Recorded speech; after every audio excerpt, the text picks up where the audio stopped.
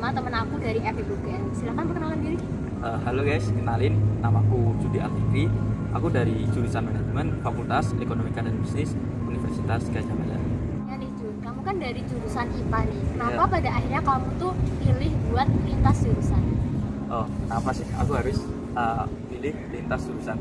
Jadi sejak awal mau masuk SMA sebenarnya maunya sih masuk jurusan IPS, tapi kan ya karena tuntutan orang tua lah, biasalah orang tua itu pengennya anaknya sekolah di IPA, karena katanya kalau sekolah di IPA tuh jurusan yang mau dipilih buat kuliah peluangnya semakin banyak. Jadi sejak awal emang aku suka di dunia IPS, dan pas kelas 3 itu aku berusaha untuk cari tahu berbagai jurusan-jurusan yang ada di perkuliahan, dan menurutku yang paling cocok buat aku sih di jurusan manajemen, karena di situ kita bakal banyak mempelajari tentang hubungan kita antara manusia satu dan manusia lain, dan juga di situ kita bakal belajar tentang dunia ekonomi, yang mana itu aku suka sih di bidang itu. Aku juga mau nanya nih, kenapa kamu pada akhirnya tuh memutuskan untuk memilih jurusan manajemen enggak di jurusan yang lain aja?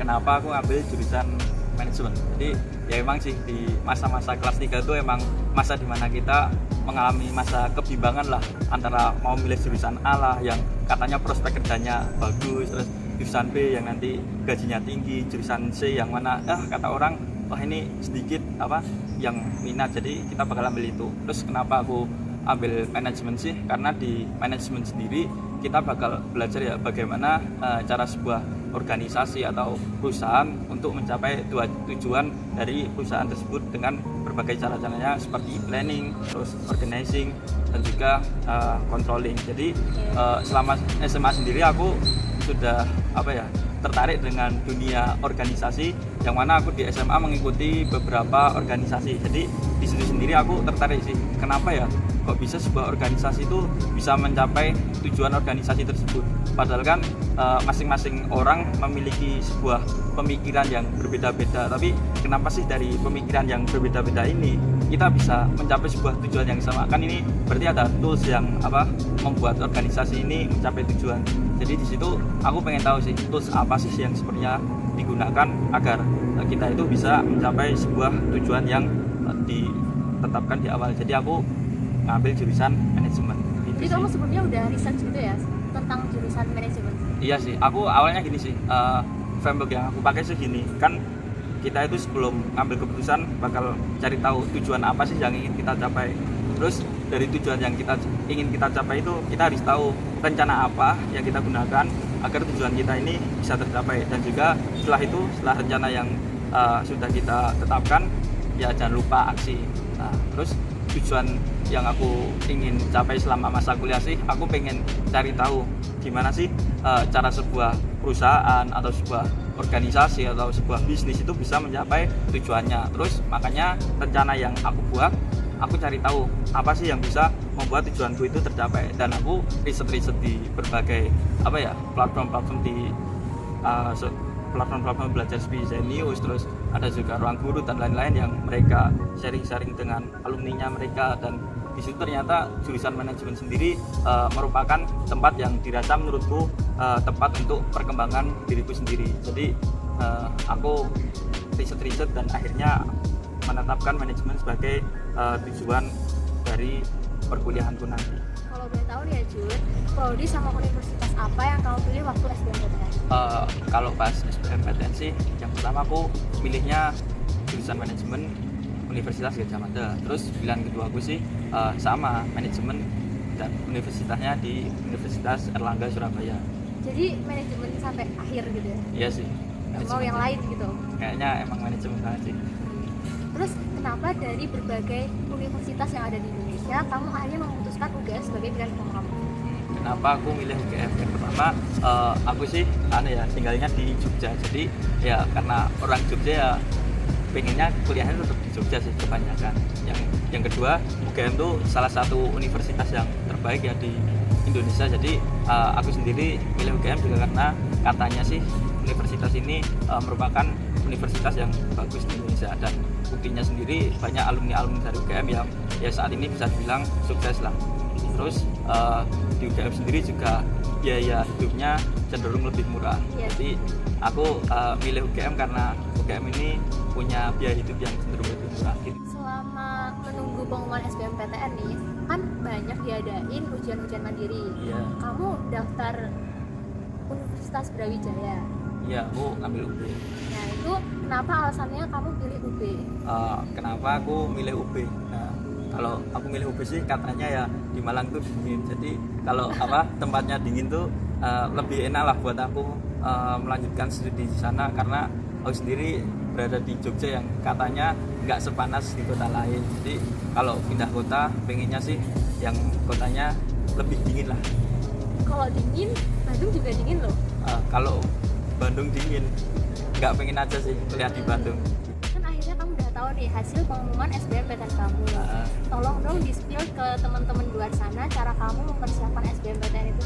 Oke, jadi gimana sih cara aku nyiapin buat SBMPTN ini? Jadi sebelum aku sharing tentang caraku, disclaimer dulu ya teman-teman. Ini caraku ini mungkin bisa worth it ke beberapa teman-teman, tapi ada juga ya sebagian dari teman-teman yang nggak cocok dengan caraku ini.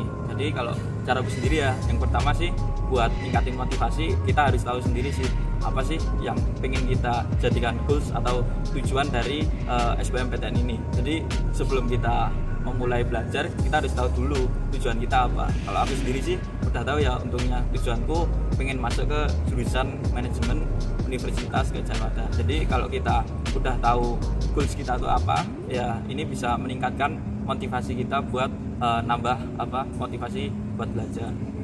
Terus kalau caraku belajar sendiri, aku belajarnya bisa dibilang kalau orang Jogja ngomongnya alon-alon shifting lah toh. Nah, jadi pelan-pelan yang penting terjadilah dengan baik. Nah, itu kalau cara aku sendiri aku nargetin selama 1 hari itu minimal lah aku belajar minimal banget itu 1 jam. Dan selama aku belajar ini aku bisa belajar dengan contohnya bisa belajar materi baru, atau enggak bisa dengan latihan soal, atau enggak dengan review materi-materi yang sebelum-sebelumnya. Terus kalau cara-cara yang secara spesifik sih ini ya, jadi teman-teman bisa bikin ya yang namanya target jangka panjang dan jangka pendek. Jadi jangka panjangnya itu mungkin bisa dibuat dalam 1 bulan. Contohnya di bulan pertama teman-teman pengen mencapai skor sebesar 450. Terus di bulan kedua teman-teman bisa buat target skor sebesar 500 dan seterusnya hingga misalnya bulan ke-6 atau 7 teman-teman bisa mencapai angka 700 atau 800. Jadi selama kita sudah menetapkan target jangka panjang ini, kita bisa breakdown dengan membuat target-target jangka pendek, yaitu contohnya ya dalam 1 pekan itu kita bisa belajar 2 materi aja, yaitu misalnya kita di pekan pertama ya kita fokus di pelajaran sosiologi aja dan pelajaran ekonomi aja. Jadi di 1 pekan ini kita benar-benar memahami 2 pelajaran ini hingga kita tahu apa sih yang jadi kelemahan kita di pelajaran ini, dan kita itu benar-benar paham apa yang dipinginin kita tahu tentang pelajaran ini gitu sih. Boleh tahu nggak nih Jun, kesan kamu waktu ngetahuin kalau kamu tuh keterima SBMPTN? Kesannya sih ada ya bersyukur, karena ya sedikit nggak nyangka sih kalau bakal keterima di UGM, karena kan beberapa hari sebelum pengumuman tuh kita di-spill lah sama LTMPT terkait rata-rata nilai-nilai dari teman-teman yang udah SBMPTN di tahun tersebut, dan aku lihat wow tinggi-tinggi banget sih, banyak angka 600, 700, dan itu buat aku sedikit hopeless ya. Dan pas keterima tuh ya bersyukur banget ya, ini semua juga pastinya sudah ditakdirkan ya sama Allah, dan ya aku sangat bersyukur ini. Dan juga orang tua kalau seneng, aku juga ikut seneng, dan ya itu sih bersyukur banget bisa keterima di sini. Oke, aku juga mau nanya nih ya, ada nggak sih cerita menarik dari kamu selama kamu itu menjalani sekolah di SMA? Ya. Jadi ada ya, ini sebenarnya mungkin beberapa teman-teman bakal nganggap ini menarik, tapi juga beberapa dari teman-teman menganggap ini nggak menarik. Tapi menurutku sendiri, cerita yang paling menarik menurutku adalah selama SMA sendiri, saya atau aku ini selalu berada di ranking 5 besar dari bawah, dan ini puncaknya di kelas 3 SMA itu aku berada di ranking 2 dari bawah. Tapi ya alhamdulillahnya pas SBMPTN aku bisa meraih cita-citaku ya, jadi masuk manajemen UGM ini. Membuktikan ke diri sendiri bahasanya tuh aku tuh kalau mau berusaha ya insya Allah bakal ada hasilnya gitu sih. Mungkin dikasih tahu ke teman-teman pesan kamu atau pesan-pesan selama kamu belajar ke teman-teman. Oke, pesanku ya buat teman-teman semua yang berjuang di SBMPTN tahun ini atau tahun-tahun selanjutnya. Jadi buat teman-teman semua, meskipun misalnya teman-teman saat ini selama SMA berada di ranking bawah dan merasa insecure sama teman-temannya yang udah di ranking atas, itu kalian berusaha untuk gak insecure. Dan juga yang terpenting teman-teman tuh bisa buat strategi yang tepat lah buat teman-teman sendiri. Dan aku merasa SBMPTN tuh kita sama-sama start dari nol lah.